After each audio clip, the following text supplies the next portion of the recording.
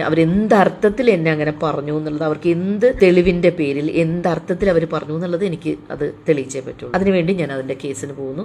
ആകെ ഞാൻ പ്രഗ്നന്റ് ആയിരിക്കുന്ന സമയത്ത് 1.5 മാസമാണ് ഞാൻ ആകെ റെസ്റ്റ് എടുത്തിരിക്കുന്നത്. അത്രയേറെ വാക്കുകൾ ഇപ്പോഴും ദൈവാനുഗ്രഹം കൊണ്ട് എനിക്ക് ഒരു വർക്കിന് ഒരു ബുദ്ധിമുട്ടുണ്ടായിട്ടില്ല. മറ്റേ തപസ്യ കഴിഞ്ഞ് എനിക്ക് ടൈഫോയിഡ് പിടിച്ച് അവിടെ നിന്ന് വന്നിട്ട് നേരെ ഹോസ്പിറ്റലിൽ അഡ്മിറ്റ് ആയിട്ട് അവിടെ നിന്ന് ഹോസ്പിറ്റലിൽ നിന്നാണ് നേരെ എന്നെ വിളിച്ച് വയലാർ മാധവൻകുട്ടി സാറിന്റെ അടുത്ത വർക്ക് എന്നെ വിളിച്ചുകൊണ്ട് പോയത്. അത്രയ്ക്ക് തിരക്കുള്ള ആളായിരുന്നു ഞാൻ. പിന്നെ ഇതിന്റെ അടുത്ത് ഞാൻ എന്തിനു വേറെ കുറുക്ക് വഴികളിൽ കൂടി ഞാൻ എന്റെ കുടുംബത്തെ നോക്കണം? എനിക്ക് ഒരു ബുദ്ധിമുട്ടും ദൈവം വരുത്തിയിട്ടില്ല. അത്രയേറെ വർക്കുകളും ഫങ്ഷൻസും ഷോസും ഒക്കെ ആയിട്ട് ഞാൻ നല്ല അന്തസ്സോടെ കഷ്ടപ്പെട്ട് ജീവിക്കുന്നു.